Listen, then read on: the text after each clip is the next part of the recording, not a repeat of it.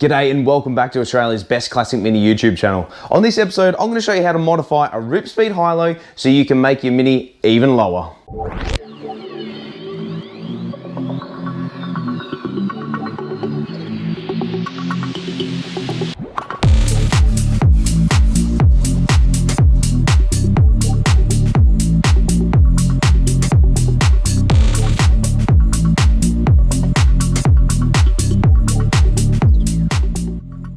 So, the issue that we had in the previous episode was that the bolt was bottoming out on the bottom of the rubber cone. So, even though I wound it all the way up, it was touching on the bottom of the cone and I wanted to make this thing lower. The standard ride height for a mini at the front is around 310 to 320 mil. So that's pretty much what it was sitting at. I'd tapped out, bottomed out, I could not do any more adjustments. So the only way we can get this thing lower is to cut the HiLo. So let's rewind, let's go back through and have a chat about how we need to get to this stage and what we need to do.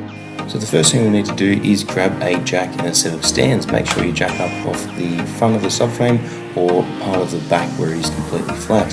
Now, make sure as well that you apply the axle stands underneath the subframe of the vehicle and slowly let it down. So, next step after that is we need to remove the wheels. If you don't have a rattle gun, make sure that you remove the wheel nuts or at least loosen them before jacking up the vehicle to help make the removal process of the wheels easier.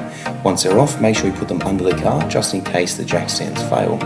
Next step is to remove the bolt for the upper control arm. Here I'm just using a electric gun with a spanner. Make sure that when you undo it, the bolt comes all the way out and you take any tension off the upper control arm if the bolt is not coming out square. Next step is to loosen the HiLo adjuster itself. Once you've loosened it, you can then wind the adjuster all the way up. That will ensure that it is fully compressed and is able to be removed easier. Once you've done that, you are then going to lift up the HiLo, give it a bit of a wiggle, and insert the tool to remove the rubber cones. So this is the spring compression tool, and if you haven't already, make sure you check out on one of my previous videos how to use it, and this tool is one of the best investments that I've made for the Classic Mini.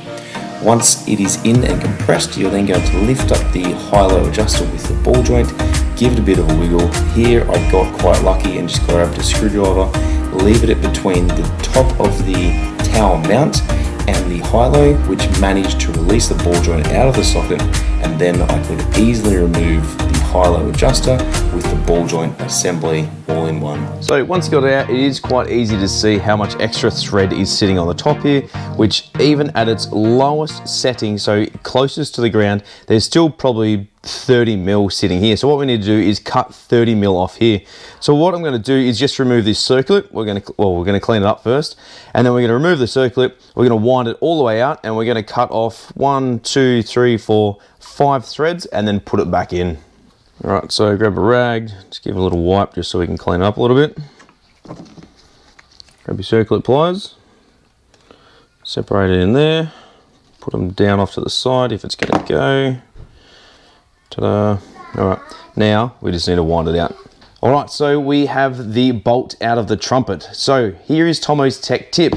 Whenever you are cutting a bolt, if you need to make it shorter, whatever the case may be, you need to trim some off the end, wind a nut on there to begin with. The reason for that is when you cut it, you can then use the nut as a die, which will then recut the thread and enable the nut to go off, which then enables whatever it is that it's going into to go on. Otherwise, you'll find that if you roll the edge of the thread, it won't line up properly. So leave the nut on there, cut it. Once you've finished, wind the nut off. That'll ensure that it is nice and smooth and will go in easily. Put the nut back on and then wind it into the trumpet. So straight into the vise we go. Now, make sure as well you keep this well away from it. That way you're not going to get any sparks inside there and any other greasable or flammable items.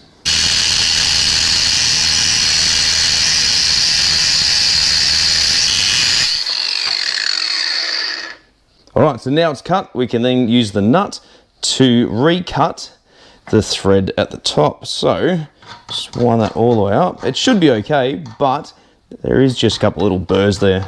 Well, as my son says, ta-da, and that's it. So that's what we need to do. We now need to reinstall it and then do the other side. All right, so that's pretty much it. That's all we need to do to make the modification. Once we're done here, we then grab the trumpet, slide it all the way back in, make sure it's re-greased, make sure that you install it correctly. I'm gonna lower this down as low as I possibly can, put it back on the ground, and then readjust the ride height depending what the measurements are. Alrighty, we're finally done. Now to let it back down on all fours, tighten up the wheel nuts, and then check the hub to guard measurement once again. So this job probably took me a good hour to hour and a half. Considering I did this over the last couple of weeks, it is still quite fresh in my mind. So I thought, well, you know what, let's just go ham, get it done so I can enjoy the rest of my weekend. So let's let it down, do the measurements, and see how we went.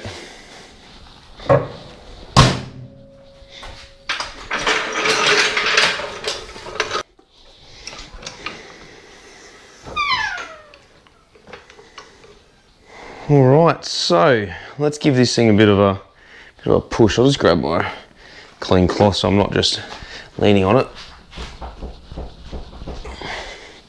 Okay, so what I'm thinking,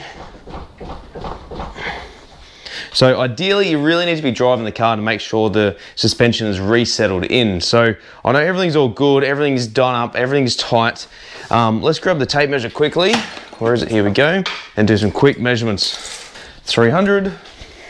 All right, and the driver's side is about 310. So we do have a 10 mil difference between left and right. Now, usually the driver's side, especially when you do lift kits and you're in the car all the time, if it's just you, that's where all the weight's gonna be. So if any side is gonna sag, it's gonna be the driver's side. So I now have 310 on the driver's side and 300 on the passenger side.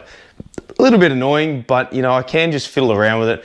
I did just adjust them by eye just to try and ballpark it. So it's either just needs to settle or I need to readjust it. So I'll go for a drive, double check it, and then pretty much just stuff around with the adjustments. But I may find that also because of the new rubber cone, it cannot compress as much as the original one. It just depends how much more compression I can get out of it, as well as the adjustment from the HiLo. So I didn't wind it all the way up. I thought, you know what, let's just not go balls to the wall straight away. Let's just give it a little bit of distance between the adjuster bolt and the locking nut, and then see how it goes.